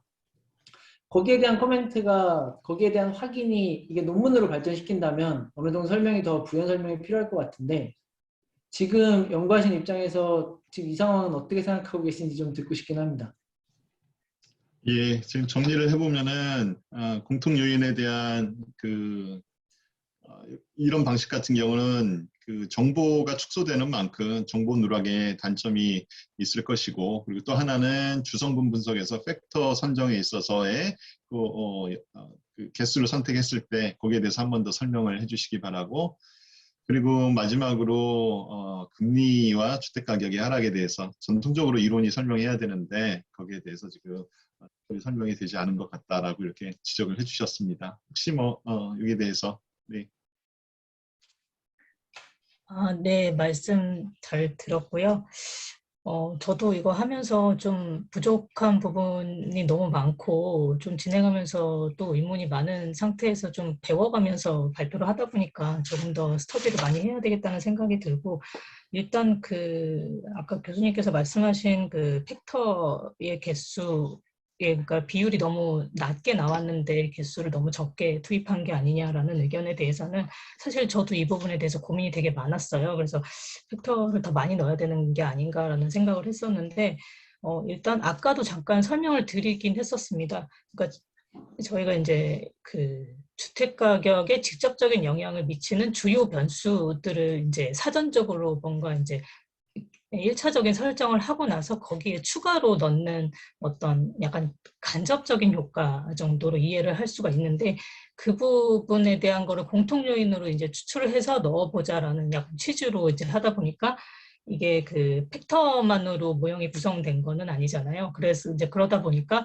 이제 전체의 비중은 좀 낮지만 기존의 그 주요 변수에 들어가는 그런 특징적인 것들이 있어서 그거를 이제 보강하는 차원에서 좀 활용을 했던 부분이 있었고, 선행 연구에서도 보통 설명력이 굉장히 떨어지지만 한 개 정도, 두 개 정도까지를 많이 썼더라고요. 그래서 비율은 낮지만 그런 방법을 조금 이제 활용을 했던 거고, 그 기존에 사실 변수가 거시경 그러니까 그 공통 요인에서 이제 공통 요인에 썼던 34개 변수가 주택 가격에 직접적으로 영향을 주는 것도 있었는데 사실은 아닌 것도 있었어요. 그 제가 그 사전에 뭐 여러 가지로 이제 사전 분석을 했을 때 그러니까 뭐 경기 동행 지표나 이런 데에 오히려 직접적인 영향을 주고 주택 가격에는 직접적이진 않지만 어쨌든 뭐 금리에 영향을 준다든지 이런 지표들이 이제 좀 많은 것도 사실이었고 그러다 보니까 만약에 그렇다라고 하면 이제 변수를 오히려 줄여서 주택 시장에 더 특화된 모형으로 가야 되는 게 맞을 수도 있겠다라는 생각도 해봐서 그거는 나중에 이제 연구가 이게 저희가 단계적으로 좀 진행하는 것도 있고 이제 여러 개를 시리즈로 더 진보된 그런 논문을 좀 쓰려고 준비를 하고 있어서 그런 거를 좀 같이 고민을 한번 해보도록 하겠습니다. 그리고 그 금리가 상승하면 주택 가격이 하락한다라는 그 기본 논리는 이거는 제가 너무 이렇게 자기적으로 좀 생각한 것 같다라는 생각이 들어서 일단은 그 기본 모형에서 주택가격 대출 금리의 효과가 이제 추정 모형 결과 자체도 약간 유의하게 나오지 않았던 부분도 있었고 약간 그런 부분 측면으로 좀 해석했다라는 걸로 좀 봐주시면 될 것 같아요. 그래서 그게 만약에 유의하지 않아도 이제 뭐 음의 충격을 줬거나 뭐 이렇게 약간 확실하게 이런 그 그래프에서 나타나는 어떤 그 충격의 곡선이라든지 이런 게 있었으면은 그런 부분에 대해서 뭔가 보고를 할 만한 특징적인 게 나타났다라고 이제 말씀을 드릴 수가 있었는데 사실 그런 부분이 보이지 않아서 약간 그렇게 설명을 드린 부분도 있었고 이제 상대적으로 예. FA가 모형은 그런 부분에서 이제 특징적인 만한 변화가 있어서 약간 그 부분에 좀 강점을 둬서 말씀을 드렸던 걸로 좀 봐주시면 될 것 같습니다. 감사합니다. 저도 하나 좀 네네. 여쭤보고 싶은 게요. 그 일반 방모형, 그러니까 지금 저도 팩터가 지금 한 두 개를 나중에 그 확장 모형에 사용하셨어요. 팩터 아규멘티드 바에 사용하셨는데요. 원래 이렇게 개수가 다 0이 나와야 되는 건가요? 제가 이해한 바로는 팩터가 두 개를 이제 공통적으로 추출을 하셨어요. 그죠? 그래서 그 추출한 모형이 과연 이펙트가 뭘까 하는 궁금증에 기반을 두고 코릴레이션을 다른 변수들하고 쭉 네네. 돌려보니까 첫 번째 팩터 같은 경우는 이제 그러니까 두 번째 팩터 같은 경우에는 정책 금리, 심리 지수, 첫 번째 팩터 같은 경우는 산업 동향하고 이렇게 좀 관계가 있는 것 같아요. 세 번째 네. 팩터 같은 경우는 주식 시장하고 예. 그래서 그러면은 이건 뭔지는 모르겠지만 이 변수의 분산을 설명하는데 크게 세 개가 있고 그래서 이 세 네네. 개를 모형에 탑재를 하고 다른 변수들하고 같이 모형을 예. 지금 이제 한번 그 돌려본 거예요. 그런데 보면은 팩터의 시차 1, 2 준 것들이 다 개수값이 거의 0이거든요. 그리고 0이고 기존의 몰기지라든지 CCCI, Unsold, HPI 이런 값들 같은 경우는 첫 번째에 비해서 조금 더 스트롱해진 것도 있고요. 오히려 CCCI 같은 경우에는 첫 번째 그 마모형보다는 훨씬 더 스트롱해졌어요. 그러니까 이게 교차 효과 때문에 스트롱해진 건지, 그러니까 나중에 이 모형을 썼을 때 모형의 예측력이 월등히 뛰어나서 커먼 팩터 우리가 모르지만 모든 걸 다 포함할 수 없기 때문에 이 수많은 것들 중에서 몇 개를 공통 분모로 해서 넣은 거하고 설명이 이제 좀 논리적으로 돼야 되는데 거기서 이제 이 개수값하고 지금 뭐가 그 우리 경제적인 그 인프런스를 추출을 할 때 예를 들어서 이 모형에서 우리 앞으로 경기가 어떻게 될 것 같습니다라고 얘기를 할 때 공통 그 팩터 1, 2에 대해서는 개수값이 지금 거의 제로이기 때문에 0이기 때문에 유의미한 어떻게 해석을 할 수가 없지만 이거하고 나머지 변수들하고 돌려보면 상관관계는 되게 0.9에 가깝게 높게 나온다는 지금 상황이거든요. 네, 네. 그 부분 같은 경우는 이제 실제로 이 모형을 기반으로 해서 경기 동향을 예측하고 예측 보고서를 쓸 때 우리가 해석을 할 때 조금 유의를 해야 되지 않을까 지금 상황으로는. 그래서 그런 부분에 대한 코멘트를 조금 드리겠습니다. 저도 잘 몰라서 여쭤보는 거예요. 네, 저도 더 고민을 하고 보완을 좀 더 해야 될 것 같습니다. 네, 네, 알겠습니다. 고생 많으셨어요. 네, 예. 감사합니다. 자, 그러면은 오늘 세 번째 발표 논문에 대해서 우리 노승철 교수님께서 말씀을 주시도록 하겠습니다. 네, 감사합니다.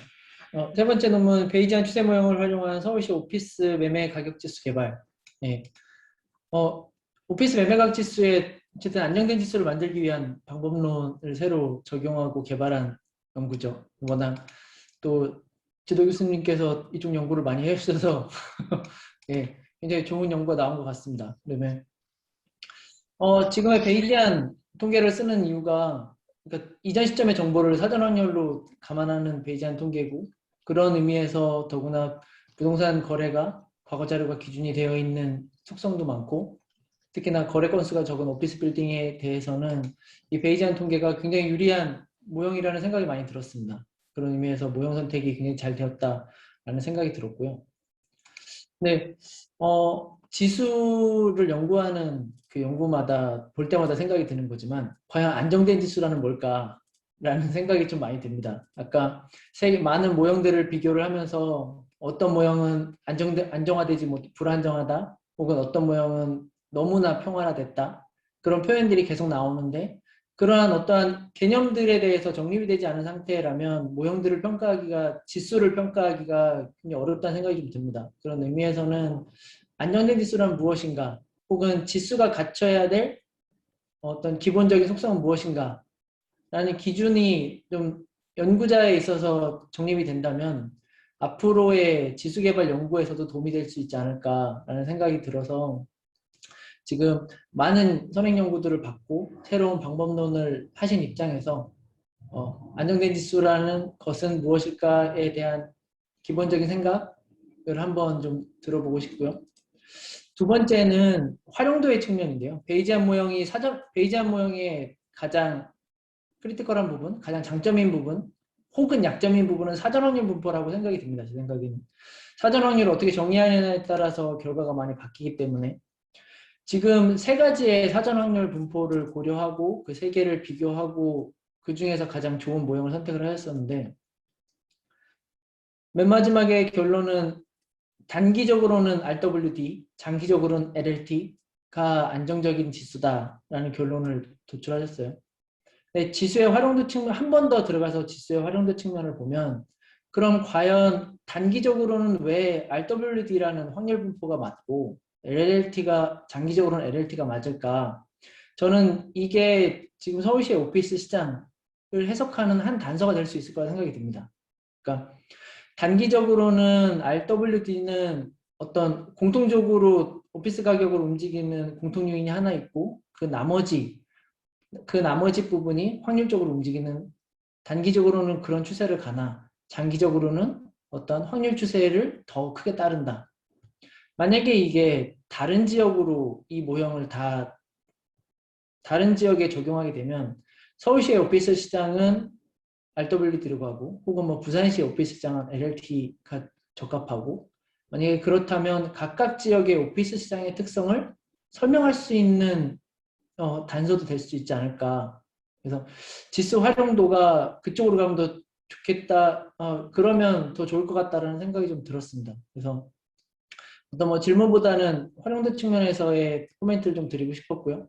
그다음에 나머지 하나는 맨 끝에 한 개의 지금 지수들이 많이 생산되지 못하고 있다라는 얘기가 있었었는데 관련 기관에서 발표하기보다 지도 교수님과 주기적으로 지금 연구실에서 발표를 하시는 게 좋지 않을까. 기다리시기보다 주기적으로 발표를 하셔도 충분히 학계와 업계에 도움이 되는 지수가 되지 않을까 생각이 듭니다. 예, 분야였습니다. 네, 지금 좋은 의견과 그 연구에 대해서 질문을 주셨는데요. 우리 여기에 대해서 송영선 박사과정생 간단하게 의견 부탁드립니다. 네, 좋은 말씀 감사합니다. 기본적으로 이제 안정적인 지수가 무엇인지에 대한 개념 정립에 관해서는 제 개인적인 생각으로는 추상적으로 얘기할 때 충분히 시장의 변동성을 담아내면서도 그러니까 기본적으로는 아까 보여드렸던 그래프처럼 1번 방분 매매 모형 같은 경우는 굉장히 분기별로 편차가 크게 나타나면서 굉장히 불안정한 형태를 나타내지만 그에 반해서 좀 개선된 모형 같은 경우에는 전반적인 추세가 그래도 어느 정도 얘기를 하다 보니까 딱 집어서 말씀드리긴 어려운데 일단 오피스 시장에 한정을 한다면은 기본적으로 저희가 생각을 하고 있는데 안정적인 자본 환원율, 산출 시 분모로서 활용될 수 있는 그 지표 성격을 좀 목표로 하고 지수 연구를 진행을 하고 있습니다. 그래가지고 말씀해 주신 대로 좀 더 구체적으로 안정적인 지수가 무엇인지에 대한 개념이나 기준 같은 거를 조금 더 고민해 볼 필요가 있는 것 같고요. 그리고 활용도 측면에서 굉장히 제가 생각해 보지 못한 좋은 말씀을 해 주셨는데 사실 이 모형은 오피스 말고 제가 연립다세대 주택에 대해서 서울시 생활 권역별로 좀 지수 산정을 시도해 본 경험이 있습니다. 그래서 매매 실거래랑 이제 월세 지수도 좀 적용을 해봤는데 서울시 이제 매매 실거래 같은 경우에는 과거 2000년 초반대부터 부분적으로 변동이 발생하긴 하지만 장기적으로 상당히 상승하는 추세를 보이고 있는데 월세 지수 같은 경우에는 2011년 이후에 크게 상승하는 추세보다는 조금 상승하다가도 다시 하락하는 그런 조금 변동성이 적은 그런 추세를 기본적으로 보이고 있거든요. 그래서 그런 경우에는 오피스 시장에 적용하는 경우와 추정 결과가 조금 많이 다르게 나오는 그런 형태를 제가 확인을 한 바 있어서 말씀해 주신 그런 측면에서 같이 고려해가지고 여러 개 시장에 좀 적용을 해보면서 좀 더 심도 깊은 연구를 앞으로 진행해 볼 수 있을 것 같습니다. 그리고 마지막으로 지수 생산에 대해서 말씀을 해주셨는데 내부적으로도 하면 좋겠지만 이창호 교수님이 결정해야 될 사항이실 것 같은데요. 관련 과제들을 꾸준히 진행을 하고 있어가지고 이거는 좋은 기회가 돼서 최종적으로는 좀 공식적으로 발표가 될 수 있도록 하면은 좀 더 시장 정보 제공에 기여할 수 있는 부분이 되지 않을까 생각을 하고 있습니다. 예. 감사합니다. 그러면 제가 조금 저도 좀 궁금한 거 좀 여쭤볼게요. 하시느라 수고 많으셨고요. 우선은 지금 그 베이지 정리를 하는 이유가 결국은 과거의 평균과 분산에 의존해서 새로운 옵저베이션이 이제 결국은 사후 분포를 또 만들어내고 거기서 이제 정확성을 더하기 위해서 몬테카를로 시뮬레이션을 해서 MCMC로 해서 반복 복원 추출을 해서 그 정확성을 더하는 것으로 기본은 정해져 있는데 결과적으로 이 구조 자체가 안정적으로 지금 나올 수밖에 없는 그 구조인 것 같아요. 그래서 하나 여쭤보는 게 그럼 사전 분포를 지금 어떻게 좀 결정을 하셨는지 그러니까 예를 들어서 사전 분포를 어떻게 규정하느냐에 따라서 이제 사후 분포가 결정이 되는 이 디펜던스가 있기 때문에 거기에 대해서는 오늘 발표할 때 조금 좀 기술을 해줬으면 좋지 않았을까. 그래서 그걸 하나 좀 물어보고요. 두 번째로는 특히 실거래 자료 같은 경우에는 그 아까 전에 IQR 해서 1.5배 또는 3.0 그걸 기술을 하셨는데요. 처음에 변수 가운데 실거래 같은 경우에는 이상치라는 게 가격 이상치인 경우지 그게 실제로 정말 이상 거래인지 아니면 내부 거래인지 여기에 대한 정말로 확인이 되지 않는다 그러면은 정제된 실거래이지 전체 실거래로서의 그 로우 데이터로서의 그 차이는 분명히 있는 것 같거든요. 그래서 거기에 대해서는 조금 명확하게 왜냐하면은 그렇게 실거래 같은 경우가 많이 그 상위 15% 하위 10% 없어지게 되면은 그 자체로서의 변동성이 폭이 줄어들기 때문에 안정성 지수 산출하고 나서 안정성 부분에도 동일하게 영향이 좀 줄 것 같아요. 그래서 하나 꼭 물어본다 그러면 아까 전에 얘기했던 사전 분포를 어떻게 정했는지 다시 미유하고 분산을 어떤 기준으로 정하셨는지 그거 좀 한번 여쭤보고 싶습니다. 사전 분포 같은 경우에는 일단은 굉장히 기본적인 정규 분포 형태의 모형으로 가정을 했습니다. 그러니까 전체 데이터 샘플 기간을 다 합쳐서 네. 네, 샘플 기간을 다 합쳐서 정규 분포와 이제 코시 분포 두 가지를 활용해서 적용을 했고 사실 선행 연구 같은 경우 보면은 부분적으로 조금씩 다르게 적용한 몇 가지 파라미터들이 있는데 그거를 그대로 여기에 적용했을 때 좀 추정 결과가 잘 안 나오는 그런 게 있어가지고 현재는 가장 기본적인 정규 분포 형태를 적용했다고 생각해 주시면 될 것 같고요. 이 부분에 대해서는 사실 그 정규 분포 자체도 이제 시그마를 변화시키는 거에 따라서 추정 결과가 그렇죠. 거의 크게 변화하는 건 없었거든요. 물론 바뀌긴 하지만 거의 지수화했을 때 거의 비슷하다고 볼 수 있는 그런 차이가 발견됐기 때문에 이 부분은 앞으로 조금 더 고민해 볼 이라고 생각을 하고 있습니다. 그러니까 그 지역별로 예를 들어서 갑자기 좀 스테이블하다가 급등하게 된 세종시 같은 경우에 오랜 장기간 대전 충청권역의 샘플을 본다 그러면은 지금 아마 그 변동률이 사전 분포하고 지금 최근의 사전 분포하고 조금 차이 나지 않을까 그런 생각이 조금 들기도 하고요. 그래서 서울시 같은 경우는 이제 권역을 나눌 때도 어떤 하위 집단에 과연 그 사전 분포가 얼마만큼 그 스테이블한지 그리고 특정 연대 거래 건수가 많이 들어왔을 때에 또 새롭게 이게 출되는 물론 뭐 이게 베이지 정리라 크게 변동성은 없겠지만은 그런 부분에 대한 조금 궁금증이 있어서 다음에 그런 부분 조금 같이 설명을 해주시면은 도움이 될 것 같습니다. 네, 알겠습니다. 혹시 한 2분 정도 남았습니다. 지금 서로 상호 이렇게 주실 궁금하신 거나 아니면 내용 있으면 서로 질문하시면 좋을 것 같습니다.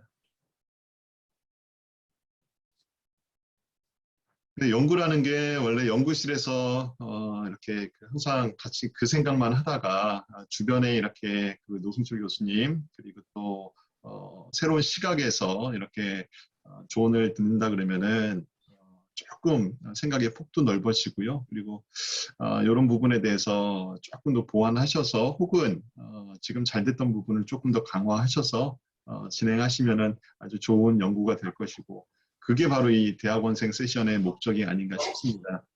오늘 발제를 해주신 우리 이주희 박사과정생 그리고 송선영 박사과정생 그리고 한종영 박사과정생 정말 수고 많으셨고요. 오늘 훌륭한 이렇게 토론을 해주신 한신대 노승철 교수님께 다시 한번 감사의 말씀을 드리겠습니다.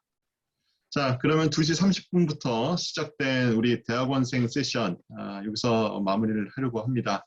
자, 오늘 발제를 해주신 세 분 그리고 토론을 해주신 노승철 교수께 다시 한번 감사하다는 말씀드리면서 오늘 행사 여기서 마무리하겠습니다. 감사합니다. 수고하셨습니다. 네. 고맙습니다.